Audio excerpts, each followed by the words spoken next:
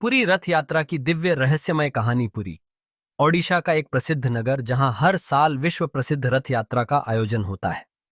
यह यात्रा भगवान श्री जगन्नाथ, उनके भाई बलभद्र और बहन सुभद्रा जी के रथों पर सवार होकर पूरे नगर में भ्रमण करती है। रथ यात्रा के पीछे एक गहरी और रहस्यमयी कथा छिपी हुई है।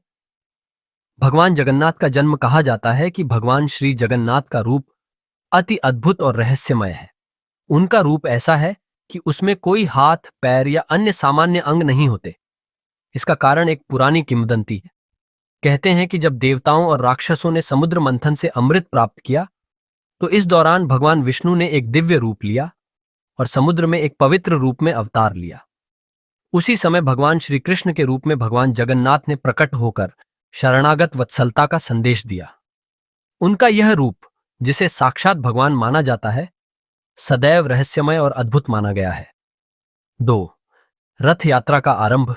पुरी के मंदिर में भगवान जगन्नाथ, बलभद्र और सुभद्रा जी का दर्शन करना एक दिव्य अनुभव होता है। लेकिन रथ यात्रा का महत्व सबसे अधिक है। रथ यात्रा के दिन तीनों देवता अपने रथों पर विराजमान होकर श्री जगन्नाथ मंदिर से बाहर निकलते हैं। हर साल यह यात्रा आषाढ़ शुक्ल एकादशी के दिन प्रारंभ होती है। भगवान श्री जगन्नाथ का रथ 45 फीट लंबा होता है, बलभद्र का रथ 44 फीट और सुभद्रा जी का रथ 40 फीट लंबा होता है। यह रथ यात्रा केवल एक धार्मिक आयोजन नहीं है, बल्कि यह एक गहरी संस्कृति और दर्शन का प्रतीक है। 3. रथों की दिव्यता। पुरी के रथों के निर्माण में कई रहस्य जुड़े हुए हैं। रथों के निर्माण के दौरान एक रहस्यमय नियम है कि रथों के निर्माता कभी किसी के सामने नहीं आते। रथों को बनाने वाले कारीगरों का चेहरा हमेशा ढका रहता है। उन्हें रथ निर्माण के बाद किसी से मिलने की अनुमति नहीं होती। ऐसा माना जाता है कि यह रहस्य भगवान की इच्छाओं से जुड़ा हुआ है और इसे धार्मिक रूप से सही माना जाता है। 4. रथ यात्रा का महत्व। रथ यात्रा के दौरान जब भगवान श्री जगन्नाथ अपने रथ पर चढ़ते हैं और श्री जगन्नाथ मंदिर से गुजरते हैं, तो यह यात्रा एक विशाल सांस्कृतिक और धार्मिक आयोजन बन जाती है। परंपरागत रूप से यह यात्रा एक अद्भुत और दिव्य अनुभव प्रदान करती है। श्रद्धालु इस अवसर पर भगवान श्री जगन्नाथ को अपने घर के आंगन में आमंत्रित करने की कृपा प्राप्त करने के लिए रथों के साथ चलने का प्रयास करते हैं। 5. रथ यात्रा से जुड़ी कुछ अद्भुत घटनाएं। पूरी रथ यात्रा से जुड़ी कई अद्भुत घटनाएं और रहस्यमयी कथाएं प्रचलित हैं। एक कहानी के अनुसार रथ यात्रा के दौरान कभी-कभी रथ अपने मार्ग से हिल जाते हैं या रास्ता बदल देते हैं। ऐसा माना जाता है कि यह भगवान की इच्छा और आशीर्वाद के कारण होता है। कभी-कभी ऐसा भी होता है कि रथों की गति अचानक से बढ़ जाती है, जैसे भगवान स्वयं रथ को संचालित कर रहे हों। एक और कथा के अनुसार भगवान श्री जगन्नाथ का रथ किसी कारणवश कभी भी धरती से उठने लगता है। यह चमत्कारी घटना है जिसे देखने के लिए लोग बड़ी संख्या में एकत्र होते हैं। 6. रथ यात्रा का समापन और वापसी। रथ यात्रा का समापन बड़ा दुबला के दिन होता है, जब रथों की वापसी होती है। इस दिन रथों को पुनः मंदिर में वापस लाया जाता है। यह दिन श्रद्धालुओं के लिए एक भावुक अनुभव होता है, क्योंकि वे अपने भगवान को फिर से अपने निवास स्थान में लौटते हुए देखते हैं। इस वापसी यात्रा को गृह रथ यात्रा कहा जाता है और इसे अत्यधिक श्रद्धा और भक्ति से मनाया जाता है। 7. रहस्यमय रथ यात्रा की भव्यता। पुरी की रथ यात्रा को देखकर एक अजीब सा अनुभव होता है। यहाँ के रथों का आकार, उनका निर्माण और उनका मार्ग तय करना, ये सभी तत्व एक गहरी रहस्यमय शक्ति का प्रतीक हैं।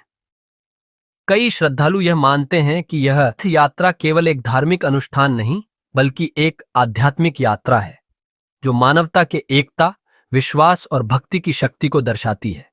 9. रथों का निर्माण और अद्भुत लकड़ी का रहस्य। रथों के निर्माण में उपयोग की जाने वाली लकड़ी को दारु ब्रह्म कहा जाता है और इसे चुनने की प्रक्रिया भी रहस्यमय होती है।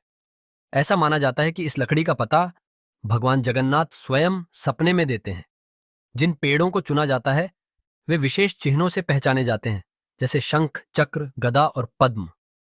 इसके अलावा इन पेड़ों के आसपास कोई सांप, चींटी या पक्षी का घोंसला नहीं होना चाहिए। इस लकड़ी को अत्यंत सावधानी और धार्मिक विधियों के साथ काटा जाता है और फिर इसका उपयोग रथ निर्माण में होता है। 10. रथों की संरचना और उनकी महिमा। प्रत्येक रथ की संरचना और उसकी साज सज्जा भी अद्वितीय होती है। भगवान जगन्नाथ के रथ का नाम नंदी घोष है। बलभद्र के रथ को तालध्वज और सुभद्रा जी के रथ को दर्पदलन कहा जाता है।